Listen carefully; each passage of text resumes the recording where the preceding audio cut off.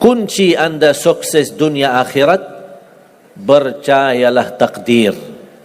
Dan semua takdir itu baik, tapi kita belum tahu rahasianya. Allahu Rabbi wal Islam dini wa Muhammadan Rasulullah wa yaqini. Selama saya di Indonesia, itu yang saya ambil belajaran. Kita orang Indonesia selalu harus dunia, tidak ada akhirat sendiri. Dunia dan mau kaya di dunia kaya, selamat di dunia selamat. Jadi dunia itu harus dibawa. Kalau udah bahasanya akhirat, pasti orang bertanya, terus dunia kita gimana? Makanya begitu saya membaca sukses dunia akhirat, ini Indonesia ini.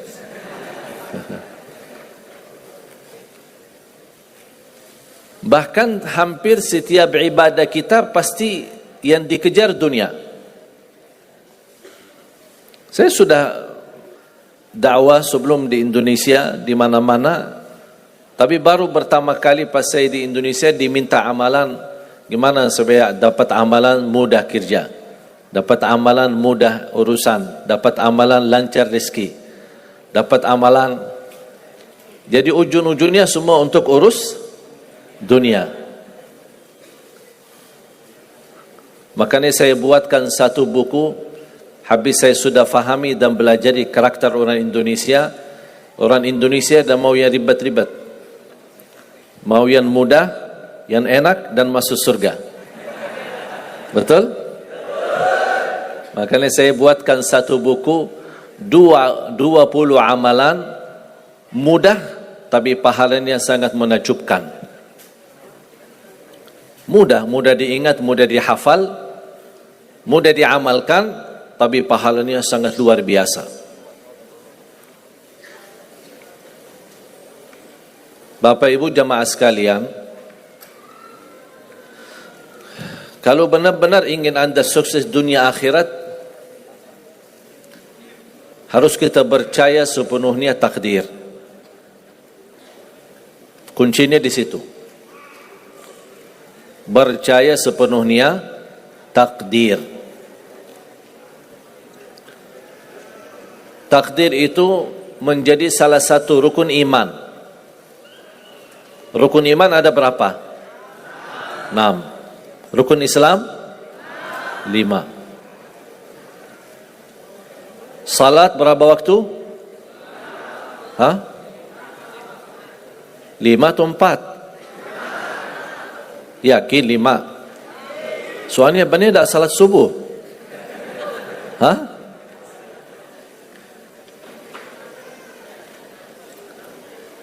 Takdir itu menjadi salah satu rukun iman. Tapi banyak di antara kita yang belum percaya sepenuhnya soal takdir. Dan kita sifat manusia, mohon maaf, suka tidak adil. Contoh, kalau Allah berikan karunia, nikmat, pertama kita lupa bersyukur. Yang kedua, kita tidak pernah berkata sama Allah, ya Allah kenapa aku dapat nikmat ini? Tapi sebaliknya, kalau kita diuji oleh Allah, kita kurang sabar, dan kita bertanya sama Allah, ya Allah kenapa saya diuji? Faham enggak? Kalau kita dapat nikmat, ada enggak orang-orang yang lulus misal ujian, dia berkata, ya Allah kenapa saya lulus ujian? Tak pernah. Tapi kalau dia tidak lulus, dia bilang apa? Ya Allah kenapa saya tidak lulus? Ketika ditimpa musibah, dia selalu merasa nyesal atau merasa sakit hati, tersinggung. Berkata sama Allah, kenapa saya diuji? Padahal saya orang baik.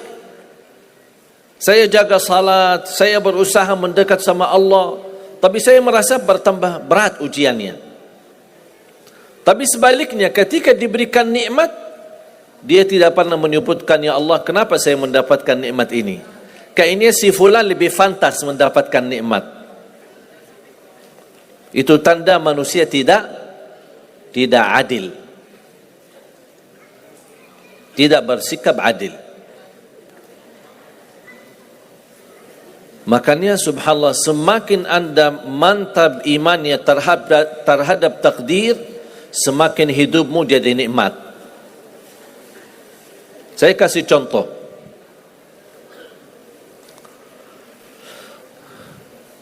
Tidak ada persoalan masalah takdir baik.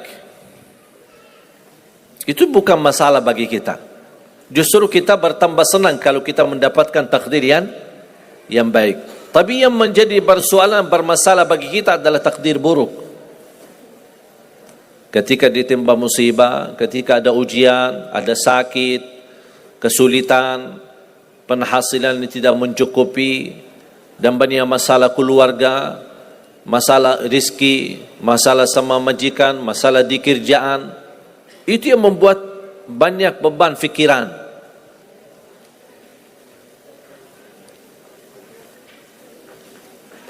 Tapi kita harus tahu, sebenarnya walaupun takdir itu ada baik, ada buruk,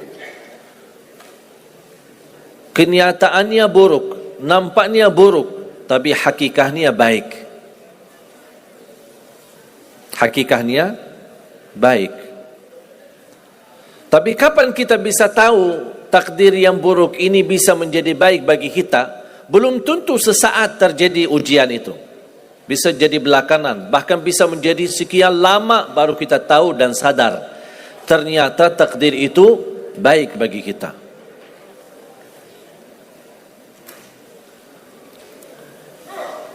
Saya kasih contoh melalui cerita.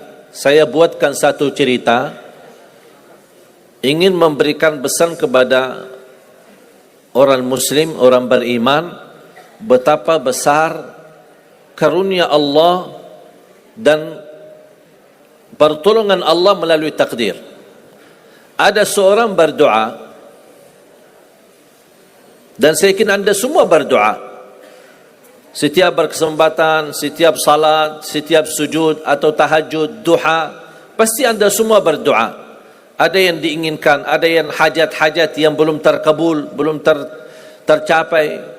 Bertemu orang salih, bertemu ulama, bertemu habib, minta didoakan, tolong doakan, semoga lancar urusan saya, semoga dapat jodoh, semoga insya Allah dapat keturunan, semoga hasil dan rezeki yang saya dapatkan menjadi berkah dan bermanfaat bagi saya dan keluarga. Ada orang berdoa kepada Allah Subhanahu wa taala. Mohon jamaah sekalian dengar cerita ini baik-baik, karena ada pesan hikmah yang kita bisa ambil.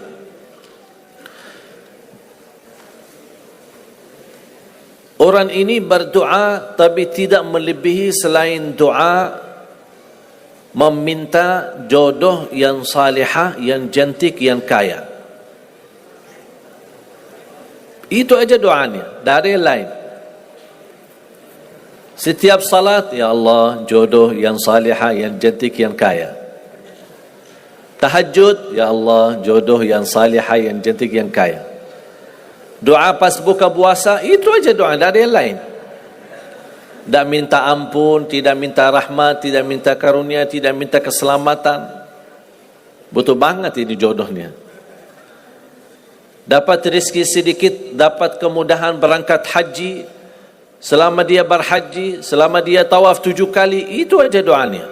Ya Allah, jodoh yang salihah, yang cantik, yang kaya. Safa Marwah sa'i, ya Allah, jodoh yang salihah, yang cantik, yang kaya. Tak ada yang lain. Ketika satu malam dia sudah di tengah air, berjalan malam hari santai-santai di kampung sambil membayangkan jodohnya, menghayal bagaimana cantiknya. Pas di dalam perjalanan dikejar anjing. Dia lari, dan justru anjing semakin lari semakin dikejar. Makanya kalau ketemu anjing jangan lari. Akhirnya anjing berhasil gigit kakinya, berdarah. Datang mobil ambulan, dibawa ke rumah sakit. Di dalam mobil ambulan dia merasa menghadapi ujian, dan dia berkata, ya Allah, selama ini saya berdoa minta jodoh yang salihah, yang cantik, yang kaya, masa dikirimkan anjing? Dia belum tahu ada apa. Dan ini yang sering kita lakukan, terlalu cepat respon dan berkata yang tidak baik ketika kita diuji oleh Allah, sedangkan kita belum tahu apa yang akan terjadi sesudah itu. Ambulan dibawa ke rumah sakit, dan subhanallah, dirawat di rumah sakit seorang dokter yang cantik, yang salihah, yang kaya, jadi jodohnya. Ada hikmah enggak digigit anjing? Buruk enggak kejadian itu? Buruk, digigit anjing pasti buruk. Tapi ternyata di dalam keburukan Allah menyediakan sesuatu kebahagiaan, sesuatu kebaikan, tapi kita belum tahu. Ternyata Allah sudah kabulkan doanya. Allah sudah kabul. Cuman kadang-kadang proses menabulkan doa itu ada di antara doa kita yang memang prosesnya lewat takdir buruk. Allah sudah kabul. Kata Allah, aku sudah kasih. Tapi tunggu. Seperti ini orang, doanya terus, ya Allah, jodoh yang salih, yang cantik, yang kaya, jodoh yang salih, yang cantik, yang kaya. Allah sudah kabulkan doanya, tapi jodohnya ada di rumah sakit. Berarti harus sakit dulu. Gimana cara sakit dulu? Allah punya bermacam cara, berbagai macam cara. Bisa sakit, tiba-tiba sakit, bisa apa saja alasannya. Di antaranya tentara Allah yang ada di bumi, semua yang bernyawa makhluk Allah, batu dan taat kepada Allah Subhanahu wa taala. Di antaranya anjing. Allah perintahkan gigit si fulan biar ketemu jodohnya di rumah sakit. Jalanin tugas. Memang kita menyesal ketika terjadi kecelakaan, tapi kita tidak tahu apa hikmah di belakang kecelakaan itu. Dan sering saya bilang sama jemaah, mudah-mudahan Allah kabulkan semua hajat-hajatmu. Walaupun digigit, mau enggak digigit anjing dulu?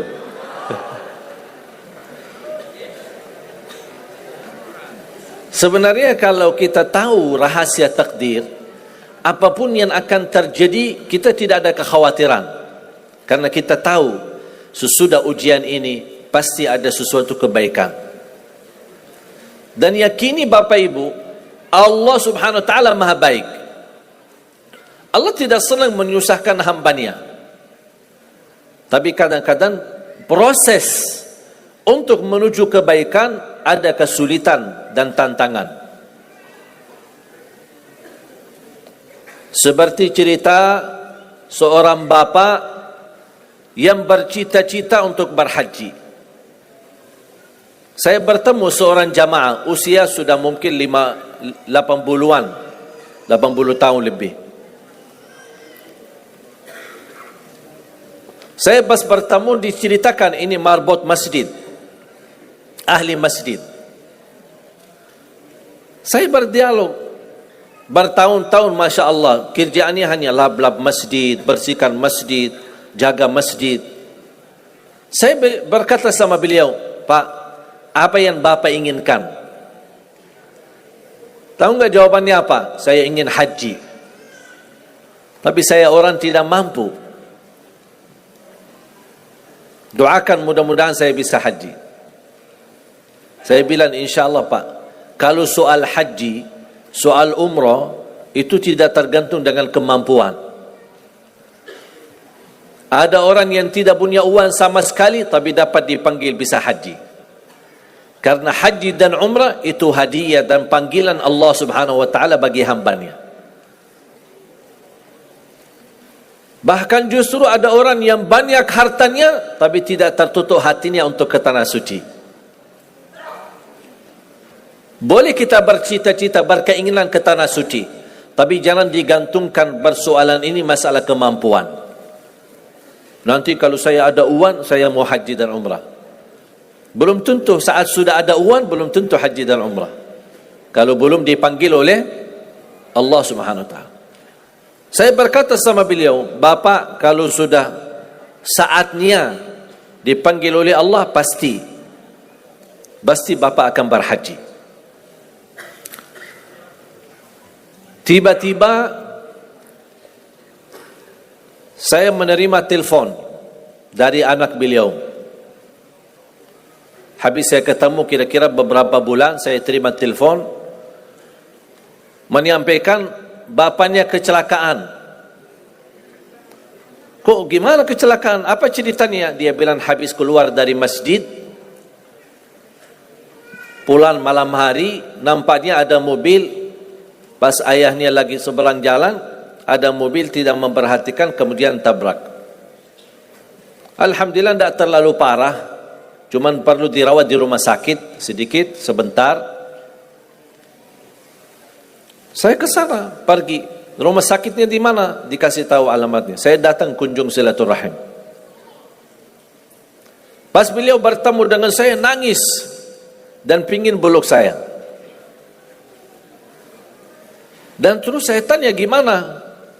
Kata beliau, ada cerita yang istimewa terjadi sama saya. Ternyata orang yang menabrak beliau, orang yang kaya.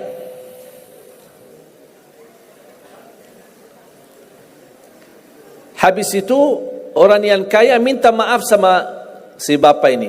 Mohon maaf Pak Haji, mohon maaf Pak Haji.